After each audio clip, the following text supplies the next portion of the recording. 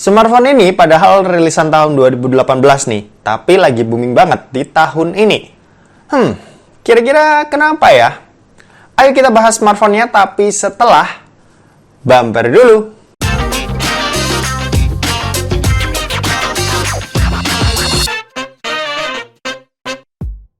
So halo guys, balik lagi sama Kuliah Sore. Oke, ini adalah iPhone XR. iPhone yang sebenarnya udah launching 3 tahun lalu ya. Di awal perilisannya iPhone XR ini tuh udah ramai banget peminatnya karena smartphone ini tuh dianggap adalah versi murah iPhone XS series yang mana sisi yang disunat itu dianggap nggak terlalu penting. Makanya ya smartphone ini tuh laku banget, bahkan sampai di tahun ini peminatnya juga banyak nih, baik produk barunya bahkan sampai yang second ini banyak banget yang cari. Alasannya sih udah tentu ya masalah harganya. Dimana kalian bisa dapetin smartphone ini sekarang tuh paling murah dengan harga second di 4,9 juta. Worth it sih. Oke deh, ayo kita bahas. Untuk urusan desain kayaknya bukan masalah ya buat para calon user iPhone XR. Kamera 1, no problemo. Bezel tebel, no problemo. Selama masih bisa kasih price to performance yang bagus plus ada logo Apple kegigit, kayaknya para user iPhone XR ini bakalan tetap yakin buat ambil smartphone ini. Desain belakangnya jujur aja nggak ada yang istimewa. Material kacanya ini juga nggak terlalu spesial. Terus kamera satu begini jelas ketinggalan zaman. Paling yang diunggulin ya jelas logo ini yang sampai sekarang ini masih punya nilai tinggi di mata beberapa orang. Untuk di bagian depan juga iPhone XR ini jelas udah punya desain yang mirip sama kayak iPhone kekinian, dimana punya layar full display yang di bagian atasnya ini masih ada poni yang ukurannya ini mentereng. Ya bukan tanpa sebab, bahkan sampai iPhone 13 ini pun poni di iPhone tuh masih tergolong gede karena di sini tuh jadi rumah buat sensor-sensor yang mereka tanam. Misal kayak Face ID, kamera depan, proximity, dan lain sebagainya. Jadinya kalau masalah desain tentu bukan masalah ya buat tahun ini, asal kalian masih tetap pede dengan bawa iPhone yang punya satu kamera kayak di iPhone XR ini. Kalau buat bezelnya ini juga tergolong tebel ya dibanding seri XS series yang rilis di tahun yang sama. Ini soalnya panel yang dipakai itu Liquid Retina LCD dan bukan OLED. Terus resolusinya ini juga lebih rendah dari XS series yaitu cuma 828 x 1792 dan punya luas layar ini di 6,1 inci. Buat dipakai nonton ini layarnya masih tergolong enak meski kalau dibandingin sama iPhone yang udah pakai panel OLED dan lebih punya resolusi yang tinggi tentu bakalan kalah enak ya. Tapi ya nggak usah dibanding-bandingin deh. Beneran. Lihat gambar atau lihat video di iPhone XR ini masih bisa kasih kualitas yang bagus meski di atas kertas iPhone XR ini punya spesifikasi layar yang biasa-biasa aja. Overall buat tahun ini layarnya ini juga masih bisa lah buat dimaklumi buat aku pribadi ya. Cuma buat meyakinkan kalian mending coba ke store aja langsung buat liatin layarnya secara langsung. Kalau buat performanya, iPhone XR ini dibekali dengan chipset Apple A12 Bionic yang punya fabrikasi 7 nanometer, RAM-nya ini 3 GB dan ada pilihan storage 64 GB, 128 GB, dan 256 GB. Buat dipakai kebutuhan yang ringan-ringan aja, sampai tahun ini masih oke banget.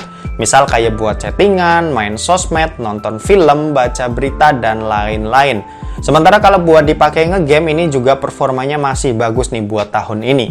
PUBG Mobile ini masih bisa kita set ke rata kanan.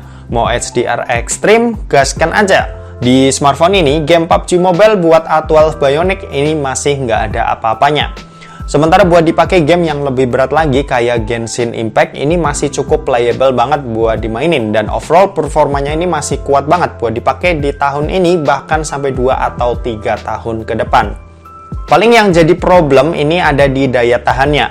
Meski ya kita tahu kalau iPhone XR ini adalah salah satu seri iPhone yang paling awet walaupun kapasitasnya ini cuma ada di 2942 mAh. Untuk daya tahannya ini sendiri, buat nonton YouTube selama 1 jam, baterainya ini berkurang sebanyak 9%. Buat main IG atau TikTok selama 1 jam, baterainya ini berkurang sebanyak 12%. Dan buat dipakai main game Genshin Impact yang notabene ini adalah game super berat, ini memakan daya sebanyak 21%. Sementara buat pengecasannya sendiri, ini maksimal bisa sampai 18 watt dengan durasi ngecas dari 0 sampai 100% ini butuh waktu sekitar 1 jam 10 menit. Oke, kalau bahas iPhone pasti nggak jauh dari masalah iOS ya.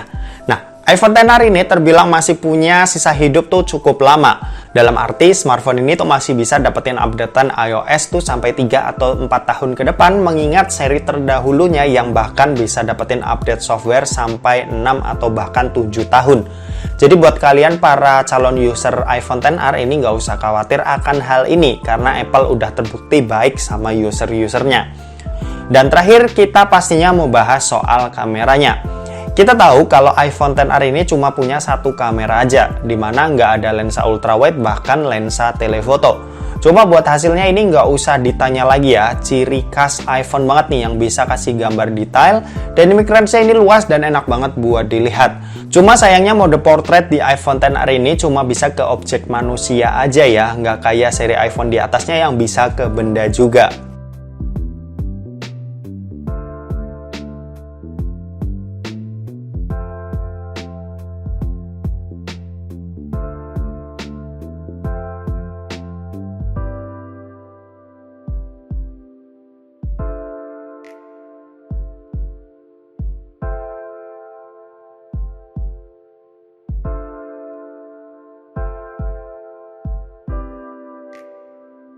Kalau kamera depannya ini punya resolusi 7 megapiksel dan buat hasilnya ya kayak gini.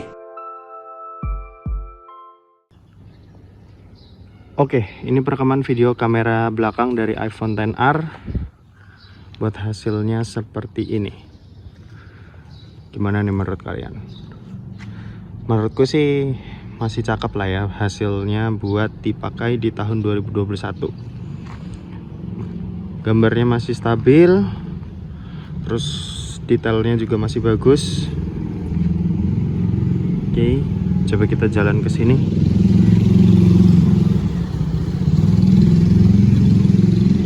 Itu ya, dynamic range-nya juga bagus. Yang terang sama yang gelap juga masih ketangkep dengan baik. Oke. Nah, kalau ini perekaman video kamera depannya hasilnya seperti ini. Dan menurutku hasilnya masih oke sih. Oke, kita coba buat jalan.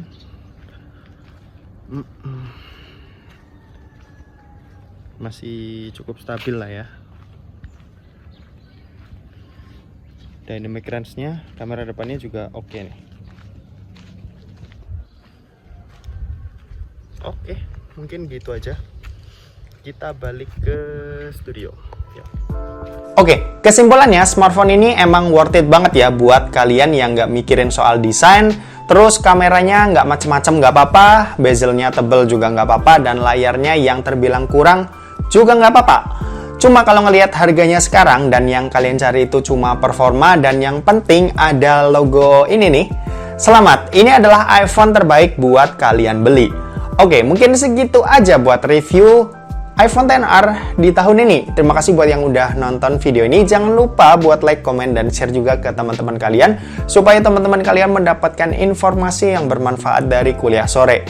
Oke, terima kasih yang udah nonton video ini sampai habis dan sampai jumpa di kuliah selanjutnya. Bye-bye.